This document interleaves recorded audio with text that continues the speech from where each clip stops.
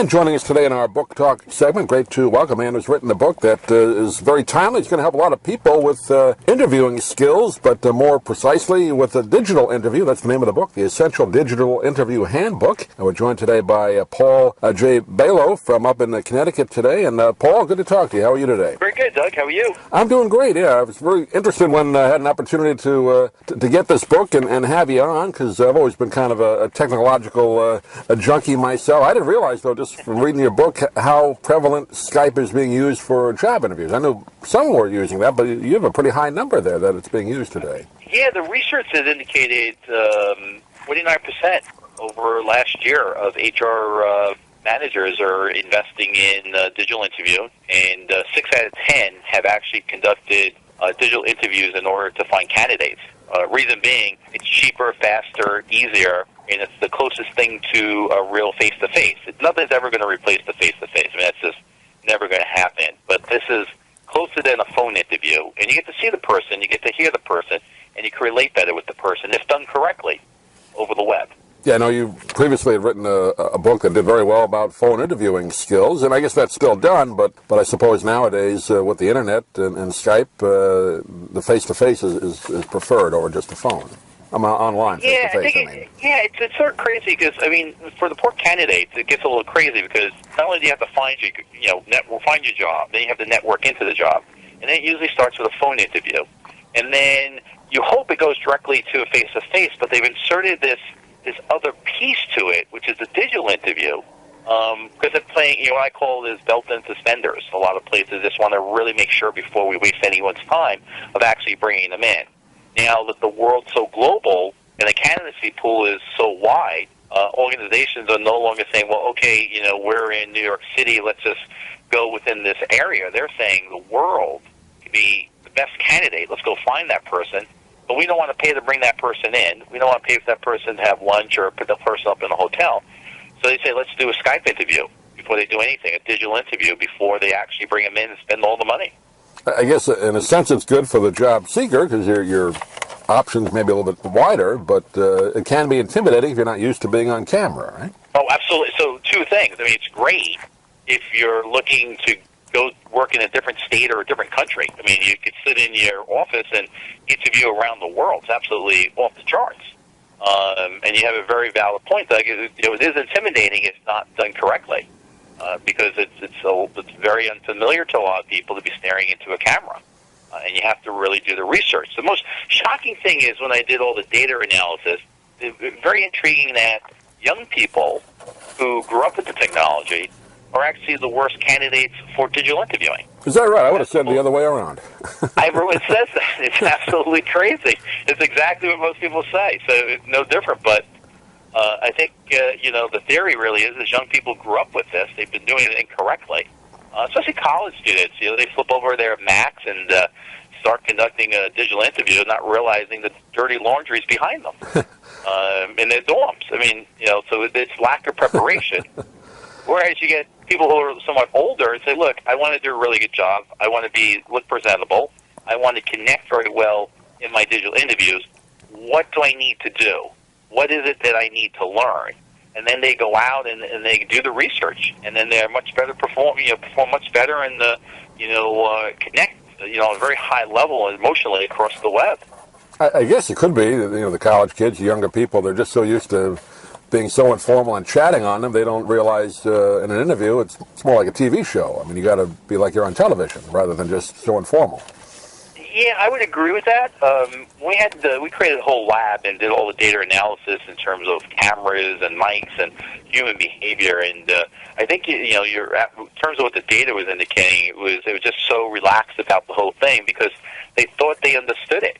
The reality of it is the fact that they've been trained wrong since the beginning of time. Since they started using... everyone just seemed to think they were talking to their boyfriend or girlfriend and just sort of hanging out. That's not what the hiring manager wants to see. No. And you give some great tips in the book. Let's just go through a few of them. We have limited time today, but I guess first thing is equipment. You talk about get a decent camera on your computer and make sure you have the updated software, the basics there, right? Yeah, well, first make sure you know the software. The worst thing is something happens, don't be, ignorant about not understanding Skype or GoToMeeting. Make sure if something does happen, you're at least well-versed in trying to figure it out. Based off of our research and based off of what we've conducted in the lab, the best camera is a high-definition camera. What we use is the 960C, which is a Logitech, came out at the top of our ranking. I'm not saying you have to buy that. We don't, I'm not sponsored by Logitech or anything, but that camera seems to do the best. But any brand name HD camera will be great. Make sure you actually get the tripod. So you want to get an HD camera with the tripod so you can actually position it at eye level. So when you're looking at the camera, you're looking straight at it. You're not looking up, you're not looking down, you're looking right at it. The second most important part is to be heard. The best mic, and I use this personally, is from a company called Blue. It's called a Snowball Blue Oh, sure. mic. I know it, yeah. Yeah, you're in the business, right? I mean, it's absolutely off the charts. There's a specific settings for interviewing. You could use this for your interviews. You could use this for any webcast.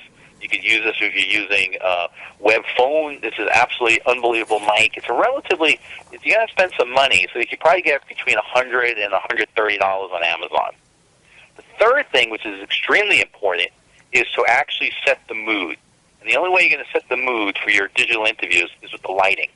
And you need 3 lights. You need one to the right, one to the left, and one behind you. So you want to make sure you have soft, natural light. When you have these lights on, you want to make sure that you don't have any grease on your face. So before you do your digital interviews, make sure you clean up your face, because if you have a grease spot or something, it's really going to shine. It's going to be a distraction. So 3 key elements is the camera, the audio, and the light. One thing which is very shocking is when people conduct the digital interviews, they seem to like to show their personal effects in the background. No one wants to see pictures of your kids or any of your awards or looking out and behind you and seeing traffic. What you need to do is go get a piece of seamless paper, photographic seamless paper. You can get it on the web for $20, $30. And you want a nice marble background, something that doesn't clash with the color of your suit or the lighting that you have. Or if you're wearing a white shirt, make sure everything comes together. If you have a white shirt with the lights in the background, you want to make it look real natural, so you can connect very well with the person on the other end of the phone. So you're really starting to create your own little mini studio in your house.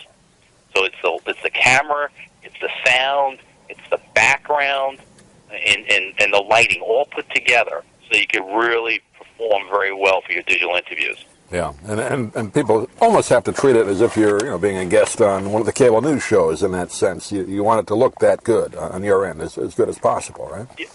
So absolutely. Not only do you have to realize you're going to be the movie star, or to your point, the guest, but you're going to be the director, the lighting person, the sound person, the set designer, all that. Your own little motion picture person. We recommend even, a lot of people have teleprompters. What we recommend is to actually have all the notes behind the camera. So if you get nervous or you forget something, your notes are right in front of you. And they're literally right in front of you, but they're just behind the camera. As long as they're behind the camera, you should feel much more comfortable. And as long as it's at the same eye level as the camera, they're never going to know you're reading the notes. And how about, too, people do get nervous, obviously, with any kind of interview, but like you said, have the notes there as well, but also try and keep eye contact. I know you talk about it in the book, keep eye contact with the camera as if that's the other person. A lot of people tend to look away or look down, and that doesn't make you look good in an interview, does it? No, eye contact is absolutely crucial. So just through evolution, it really instills the fact of trust. And it's very hard for people because you're looking at this little lens, and you don't see you see the camera, and then behind it's the person. What we actually recommend, have tried in the lab to some really good success, is actually find a picture of the person who will be interviewing you in LinkedIn, cut a little hole out, and put it over the lens, so that when you're looking at the camera, it really looks like you're looking at that person. Mm-hmm. And that sort of makes you feel a little bit more comfortable, because it is odd that you're looking at a camera. I mean, if you're not used to it, it does become a little cumbersome. But the more you do, the better you become. Ed Sullivan did TV for 23 years, and he never was comfortable on camera. Well, yeah, right. Yeah, you try to do what you can. It's not easy. The other thing, on the subject of trying to eye contact and human behavior, the key point would be is get everything set up before it actually starts. So if you have a 10 o'clock digital interview, quarter to 10, have everything ready. You want to make sure like you're like a Broadway show. When the curtains open up, you're ready to go. If the other person's not ready and they are still trying to work out, the software and get the camera, that's their issue. But I want the candidate to be sitting there looking great before anything happens and starts. And then you want to put a little sign on the door on the air so no one bothers you, right? So it's it's movie time, it's show time. Yeah, that's a good tip there. I mean, obviously, in the radio business, people walk in the studio, that doesn't work, but you got to think of it as being on air. You put a sign on the door. That's a good idea. Or you don't want to hear the dog barking or kids running around. Yeah, no dogs, no wives, no children, no boyfriends, no girlfriends. Yeah, and then also we want to just make sure when you're all ready, the way you say hello in your digital interviews, you can't reach over through the screen and shake hands, but it's a natural nod. So you don't want to show them the top of your head, but you want to look at the camera and just nod. And this does two things for you. It shows that you're very humble and professional, but you also, the other person, in theory, would also nod back. When that person nods back, that gives you the indication that the camera's working. Mm-hmm. So if you nod, wait and catch them to also nod, and that will give you an indication how well your camera is streaming across to them. Because there might be a delay depending on where you're hooking up to, from what part of the country or what part of the world you're in. What about practicing? You give us a couple of tips in the book. First, you can watch other interviews that are already done. I think you have a website for that, but you can get a friend, right? Just get on Skype and practice that way, can't you? Yeah, just make sure your friend's not like your mom, right? Because mom says everything's good, right? So that's not going to do you any good. So this is a plug for us. We actually do evaluations for digital interviewing. Right. We don't recommend having your mom, but we recommend having a friend who actually knows what they're doing, who's going to be honest with you and say, look, I can't hear you, the suit doesn't work, the lighting's off, make sure, you have a grease on your face. So you just really want to make sure you have someone who's going to be open and honest with you. But the more you do, the better you're going to become. But you want to make sure you're doing it right the first time, because then you're going to learn bad behaviors. Right. Well, great tips in the book, and it's called The Essential Digital Interview Handbook. We've been talking with Paul J. Bailo today, and you kind of lay it out just real easy, 1 or 2 pages per tip, and I think that kind of makes it easier for people. Like you said, if you're not in this kind of business, it is a little intimidating at first getting on camera, but I think this is going to help a lot of people. And do you have a website, Paul? People can get a hold of you and the book? Yeah, it's the book's available anywhere books are sold. Barnes & Noble, Amazon, local bookstores, libraries all over the place. And the website's phoneinterviewpro.com. And we also have a website coming up called Digital Interview Pro, which focuses on evaluating digital interviewing skills. Great. Paul, pleasure to talk to you. Thanks for taking the time today, and I'm sure we'll talk down the road when your next project comes out, but thanks for joining us.